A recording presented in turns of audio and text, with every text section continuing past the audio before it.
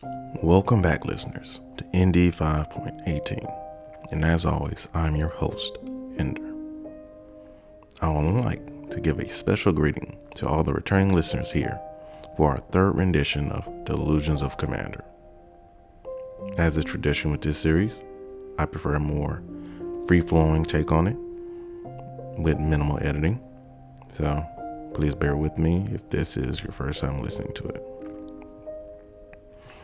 Following the trend of the prior two, we would just be going over how Commander players and Magic players are just a unique breed. And to start off today, how should we play? And okay, people. I do not get this because in a multiplayer format, it is part of the game. But let's talk about politics. More specifically, let's talk about the anti-politics that seems to live at every table. Now, to give you some context here, my pod, well, one of my pods, 3 players, okay? One of them does not believe in politics at all. I believe, hey, you brought your deck, play your deck. You shouldn't be talking to everybody, shouldn't be trying to get no alliances, no nothing. And I've broached this on the prior parts of this series. But this person's take is different. They think that if your deck isn't strong enough, it is what it is, accept your loss. You shouldn't try to swing no one views to help you eliminate somebody. I disagree with that completely. I love politics. I think that's a very fun part of the game. If I didn't want politics, I would play 1v1. That's my own personal take on this. So I want to get y'all opinion on that. How do you feel about politics? Do you think it's good for the game? Or do you think people should leave it by the wayside? Now, second person there.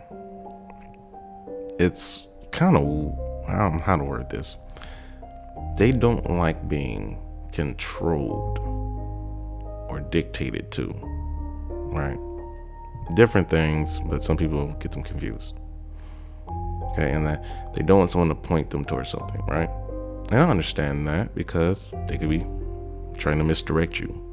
I'm trying to skate around that word lie, because in this game you should never lie at the table. It's a game, you know.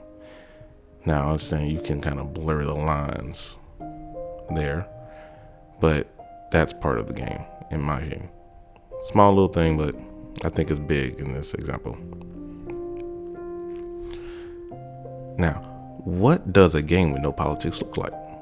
I've asked this question, and from what I've gathered, play on words there, this is what it is, right? 4 or more people sit down at a table.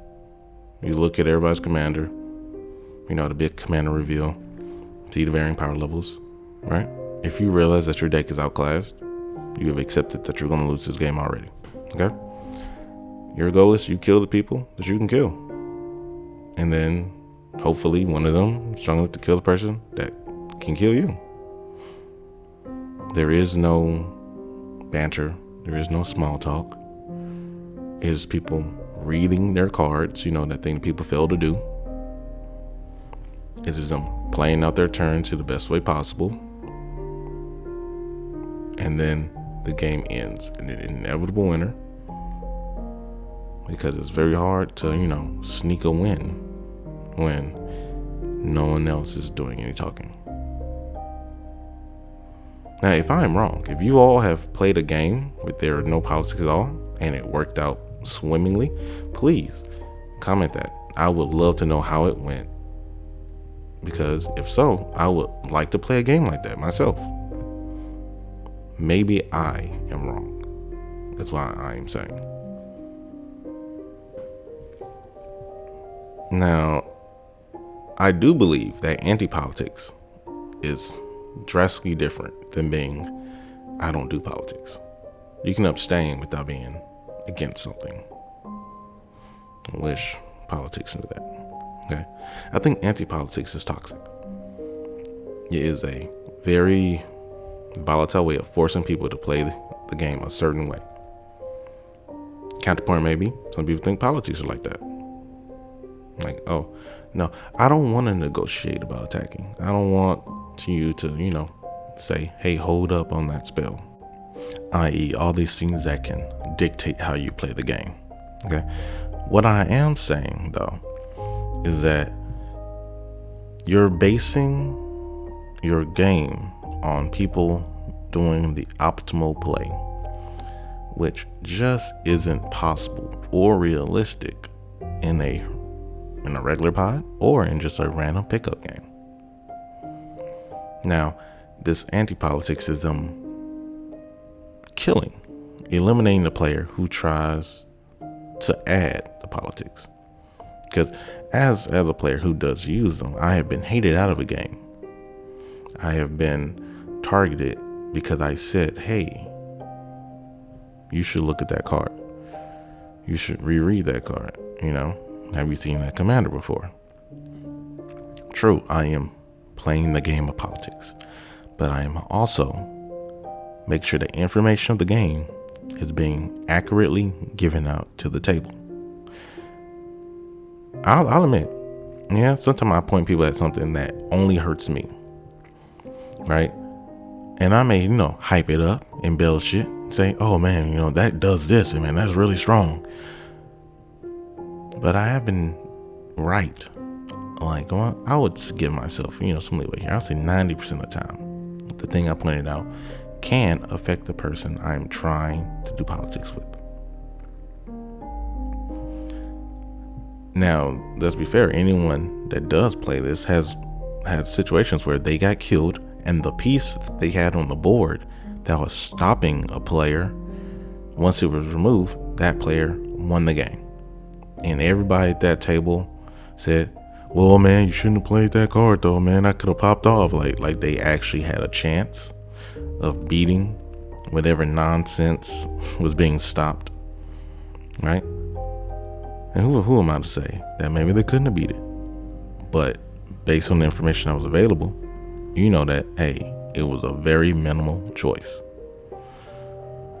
Now,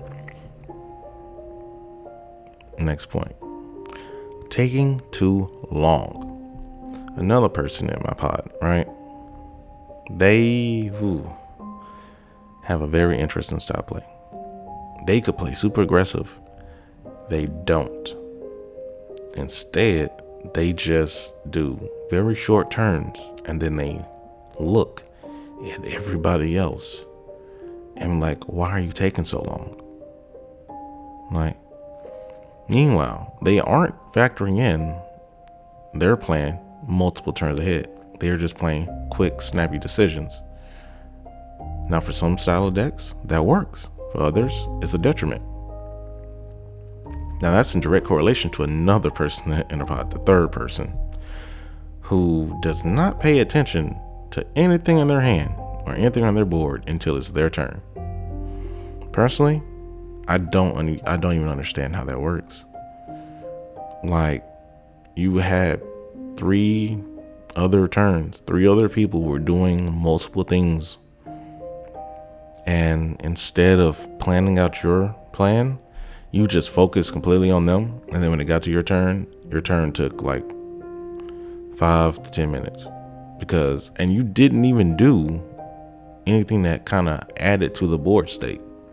You did minimal actions, but it still took you extra time because you have to keep on readjusting your mindset to what is the thing that you did prior. So it's weird. It's weird when you have an impatient player with a slow player in the same group. Now, but what is your view on long turns? Listeners, please call in. The line is open. I want to know, how do you feel about people that take extra long turns? And also, do you think that shorthanding some steps is all right? And like, if you're going to search for a land, do you believe that you should do all your other actions, search for the land, like while you've passed the turn, right? Because some people, they do things out of order, but to say, hey, I'm gonna just do this while you all are, getting through. And I'm not saying this is a cheat, but some people do just sit there shuffling their deck while they're searching for a card or ramping or something, and they keep shuffling it even if they've already randomized the deck until it's back to their turn, just to give them something to do, right? Even though they could have been done. Now, people that do not pay attention on their turn, until it's their turn. What are you doing? Like, honestly, please, what are you doing? Like, especially the first 6 turns, there's very little that your opponents are doing that you couldn't figure out what you were going to do. Like, what exactly were you doing? Unless you are playing a control deck, a counterspell heavy deck, or interaction heavy deck, you should know what you're doing. Because even then, how many interactions can you actually have that soon to the game that it takes precedence over what you know that you're going to do? Now, in my pod, right? In one of my current pods, we have a 2-1-1 dynamic on turn speed. We have the person that moves super fast, making suboptimal plays. We have the person moving super slow, making decent plays. And then there's me and one other person who we know exactly what we're doing. They're the biggest threat that I see at the table, right? We know exactly what we're doing.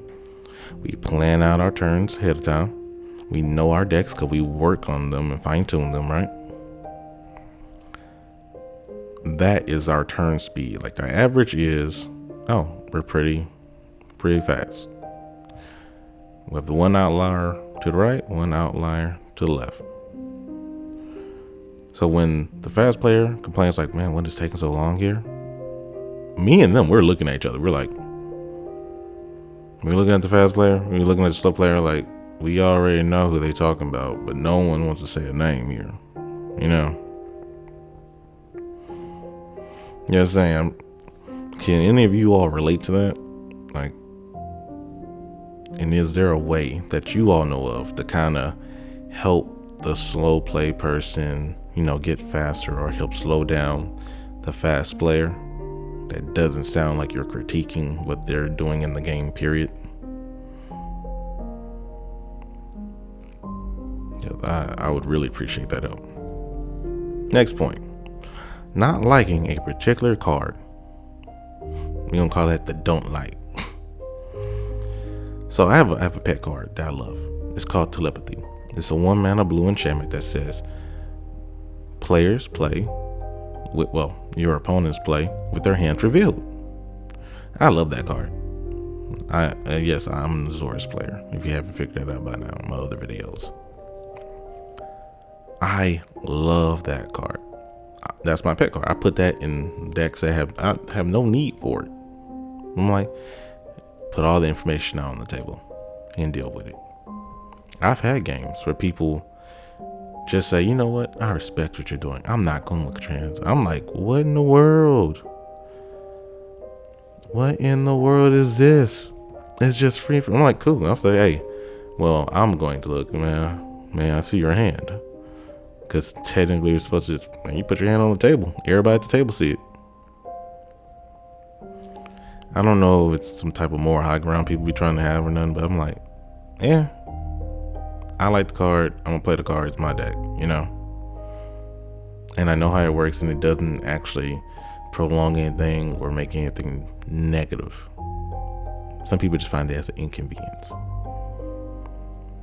And that's what I want to talk to you about. Pet cards and their pros and cons. Do you have a pet card that draws hate for no reason? Like, I've had that 1-mana blue enchantment get removed just because people didn't want other people to know what was in their hand.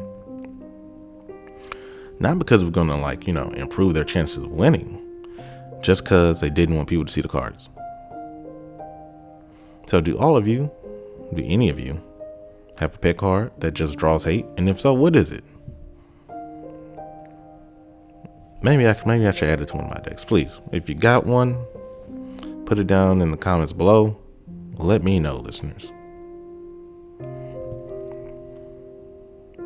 Because I want each person to realize that there's an across the board brokenness that has like seeped into this game. So many things don't make sense or are unfair, but people just accept them. But because your pet card like does something unconventional, it will draw hate for no reason, because it's not one of these accepted forms of brokenness. I just want to let that be known. Now, my favorite part of how should we play? Gaslighting. There are multiple ways that people can gaslight. Okay? Outside of the real world implications of this, make someone doubt their reality. Right? Which is easier said. Honestly, no, it's actually easier said and easier done. People are very easily to get into existential crisis nowadays. Sorry, that was a side tangent. So, the prop up. Keeping someone around to misdirect. And this can be an egregious type of gaslighting. Take MTG Goldfish's Richard. He does this so much. I actually applaud him for this. His gaslighting is a chef's kiss. Mwah. Like, truly magnificent. Have you ever done this? Have you ever had somebody that you knew that you could take out at will, but you held back on it because you knew another person at the table was afraid of them and what they could do? So you kept them around. You kind of spoon-fed them their demise just because you wanted to maintain that little power imbalance there. Okay. Second part, the blood bag. Keeping someone around to benefit off of them, even if they are fundamentally outside of the game.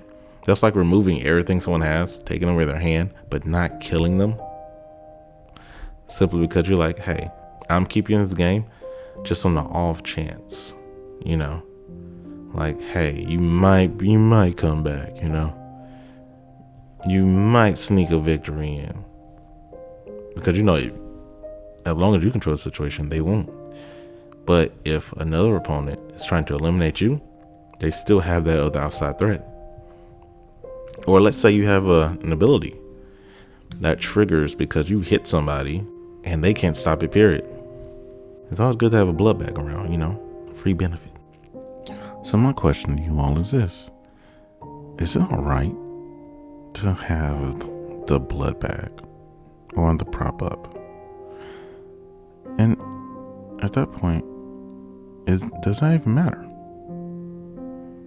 I feel like those are just natural elements of the game. Like, we've all used it. We've all been one. And it only preys upon players that do not have the threat assessment necessary to secure the victory. So when you gotta factor in player skill like that, it really shows some of the fundamentals that people lack. Let's move on to king-making dynamics. Something that will always appear in any game. And I'm going to start by doing a scenario that's far too common, okay? There's you. I'm not sure whatever play style you have or whatever you like, but there's you. The second player is a solitaire player. Someone that came there to play their game with themselves, and they would like you to watch them play the game. They have some type of combo, some crazy synergy, something along the lines where they just want you to sit there and watch, right? There's the one trick pony. They bring the same deck with the same type of deck every single game with very minute variations, or maybe they just swapped out the commander. Okay. Then there's the toolbox player, the one that's ready for whatever anyone brings to the table. Now, does that sound common to you? Did something like this just happen recently? You see, this dynamic is the most common part of playing Commander. And it's fun. Make no mistake, it's fun. It's fun to know that, hey, there's a template here, that it just works. If everyone's honest about it, it works. The thing is, at a certain point in the game, the one-trick pony gets stopped. They get stopped hard. And if you built your deck correctly, you should have the hate pieces to stop the solitaire player. But if you built your deck to be more thematic, they might still be a threat, and you have to rely on the toolbox player at the table to handle that situation. So you're incentivized to keep them alive. Or maybe the one-trick pony just popped off. He managed to do the thing. And now he got multiple people in the sights. And your only thing is like, you're just trying to make sure that you're not the one that goes down before you can try to find an answer. And those are king-making dynamics. Because at some point, someone out of the four is going to give the game to someone else. Either because they got stopped hard, which most commonly happens to the one-trick pony. They are the swingy one majority of the time. Because if you know where the end of someone's strategy is, you can prevent it. And at that point, they're just there to cause chaos and to make sure that the person that beat them doesn't win the game. Which is why player removal is important. Like, have you ever swung at somebody? You know, plan on taking them out the game, and just in time, they concede. The damage didn't connect, your triggered abilities didn't matter, none of that stuff happened because the player's not learning the game. They take back their permanents if you took some from them. They take back any graveyard things that someone else took, right? Just to make sure that you're at the worst possible place and your creature's already tapped. It's just all them wasted resources just because someone was salty and they want to mess you over. And then that looks at the table. Because guess what? That was a king-making decision. Now you look at the table, like, can we reverse that so I can make a different attack then? It's like, no, stay the game, you know, like that, right? But that's not fair. Then, if they don't allow you to do that, then you go on the line of, since he is gone now, right? You might as well just say that he or she or they is gone now.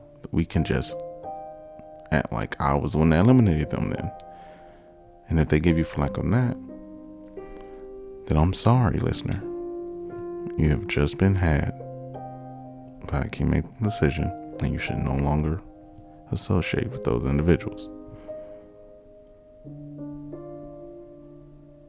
Now, this is just something I want to spotlight. And I want to ask you if you have any king-making decisions or dynamics or messed up situation that's happened to you like this, please comment it down below. I want to hear from you. The lines are open. And on that note, I will call it for this Delusions of Commander. I know this is a shorter one than normal, but I've been working on this thing too long, and I got a backlog that I'm trying to get to. So, as always, this has been your host, Ender, here at Indy 5.18, signing off and saying, live your best life and be well. Goodbye, everybody.